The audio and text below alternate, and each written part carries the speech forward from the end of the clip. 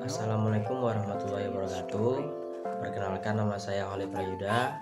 Saya berasal dari kelompok 2 B AREK NIM 2001-1052. Baiklah, pada kesempatan ini saya akan memulai pembicaraan saya mengenai konsep ekonomi kesehatan. Yang pertama adalah pengertian ekonomi. Ekonomi adalah ilmu untuk membuat pilihan.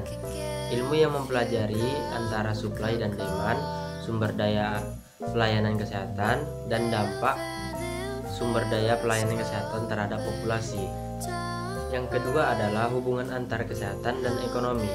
Yang pertama, sebagai contoh, kesehatan yang buruk seseorang menyebabkan biaya bagi orang tersebut karena menurunnya kemampuan untuk menikmati hidup, memperoleh penghasilan, atau bekerja dengan efektif. Yang kedua, kesehatan yang lebih baik memungkinkan seseorang untuk memenuhi hidup yang lebih baik dan produktif. Ada beberapa peran ekonomi kesehatan.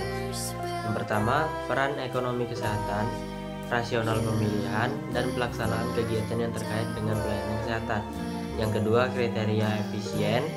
Yang ketiga, tetapi tidak semua konsep ekonomi kesehatan dapat diterapkan pada sektor kesehatan karena adanya yang khasan pada sektor kesehatan.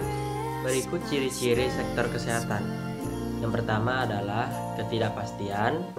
Yang kedua, sehat dan pelayanan kesehatan sebagai hak. Yang ketiga, kebutuhan terhadap pelayanan kesehatan. Yang keempat, komponen jasa dalam pelayanan kesehatan. Dan yang kelima, kesehatan sebagai social good. Tujuan pembangunan ekonomi: mewujudkan kesejahteraan ekonomi masyarakat, pemenuhan kebutuhan, peningkatan pendapatan, stabilitas harga, dan perkembangannya bisnis dan investasi. Pelayanan kesehatan sebagai komoditas ekonomi. Ruang lingkup sasaran ekonomi kesehatan.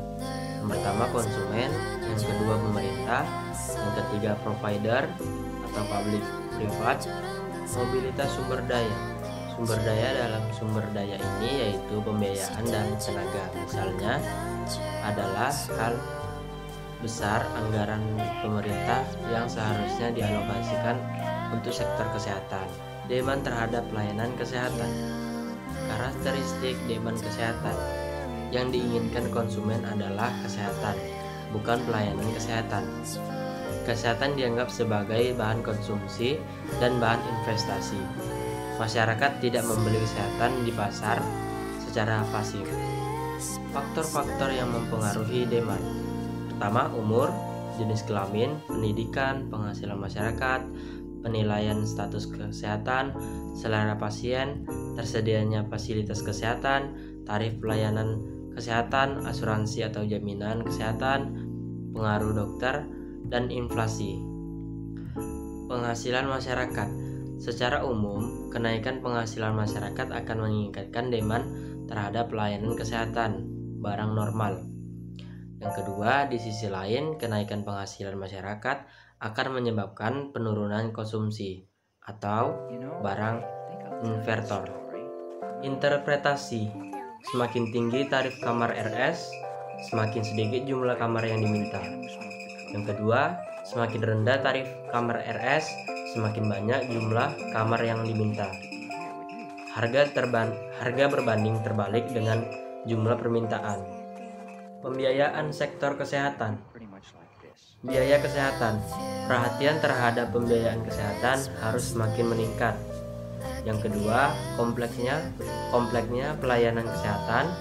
Yang ketiga, langkahnya sumber dana kesehatan. Yang keempat, besarnya dana yang harus disediakan untuk menyelenggarakan atau memanfaatkan berbagai upaya kesehatan yang diperlukan oleh perorangan, keluarga, kelompok, ataupun biaya kesehatan. Penyediaan pelayanan kesehatan. Besarnya dana yang harus disediakan untuk menyelenggarakan berbagai upaya kesehatan. Yang kedua, kebanyakan merupakan persoalan utama dalam institusi pelayanan pemerintah atau swasta. Ini menunjuk kepada seluruh biaya, investasi, dan biaya operasional untuk menyelenggarakan upaya kesehatan. Biaya kesehatan, pemakaian jasa pelayanan kesehatan. Yang pertama, besarnya dana yang harus disediakan untuk memanfaatkan jasa pelayanan kesehatan. Yang kedua, pemerintah harus memastikan agar terjaminnya pemenuhan kebutuhan pelayanan kesehatan bagi masyarakat yang membutuhkan. Dan yang ketiga, lebih menunjukkan kepada jumlah uang yang harus dikeluarkan untuk mendapatkan manfaat suatu upaya kesehatan. Biaya kesehatan, biaya total dana yang dikeluarkan oleh seluruh pemakaian jasa pelayanan kesehatan lebih besar daripada yang dikeluarkan oleh penyedia upaya kesehatan. Maka penyelenggara upaya kesehatan mengalami keuntungan, demikian juga sebaliknya.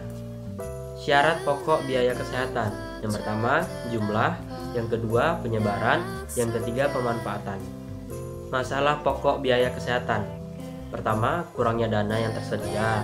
Yang kedua, penyebaran dana yang tidak sesuai. Yang ketiga, pemanfaatan dana yang tidak tepat. Yang keempat, pengolahan dana yang belum sempurna. Dan yang kelima, biaya kesehatan yang semakin meningkat. 1. Kurangnya dana yang tersedia. Di banyak negara, dana yang disediakan untuk penyelenggaraan pelayanan kesehatan masih belum memadai. Salah satunya terkait dengan paradigma para pengambil keputusan mengenai kesehatan. Penyebaran dana yang tidak sesuai, alokasi dana yang tidak merata, penyebaran dana kebanyakan beredar di daerah perkotaan. Yang ketiga, perlu diperhatikan akses masyarakat pedesaan terhadap pelayanan kesehatan. Pemanfaatan dana yang tidak tepat. Biaya pelayanan kedokteran jauh lebih tinggi daripada biaya pelayanan kesehatan masyarakat. Biaya pelayanan kedokteran dipandang kurang efektif dibandingkan biaya pelayanan kesehatan masyarakat. Upaya penyelesaian. Yang pertama, upaya peningkatan jumlah dana, upaya perbaikan penyebaran, pemanfaatan, dan pengolahan dana. Yang ketiga, upaya pengendalian biaya kesehatan. Yang pertama, upaya peningkatan jumlah dana, meningkatkan alokasi biaya dalam kesehatan, anggaran pendapatan dan belanja negara. Yang kedua, menghimpun dana bagi seluruh masyarakat, sumber bantuan luar negeri atau sumber lainnya. Mekanisme pembiayaan kesehatan terbagi menjadi dua. Yang pertama, sentralisasi. Pemerintah merencanakan dan menentukan semua biaya kesehatan. Yang kedua, ditanggung oleh pemerintah pusat. Sedangkan yang kedua, desentralisasi, otonomi, Pemda diberikan kewenangan mengatur dan bertanggung jawab pada pembiayaan kesehatan. Semi otonom, Pemda mempunyai tanggung jawab sesuai peraturan saja. Pemda pusat mempunyai banyak pengaturan dan merencanakan pembiayaan cash. Asuransi kesehatan. Pengertian umum asuransi kesehatan adalah asuransi merupakan istilah generik yang luas, biasanya suatu lembaga yang menangani resiko melalui perangkuman dan pembagian resiko. Asuransi termasuk kategori lembaga keuangan non-bank karena ada unsur pengumpulan dana sebelum untuk membayar klaim dana yang dipungut untuk investasi. Jenis asuransi berdasarkan yang pertama, resiko yang ditanggung. Asuransi jiwa menanggung resiko perorangan atau person. Yang kedua, asuransi kerugian. Resiko properti, resiko liability.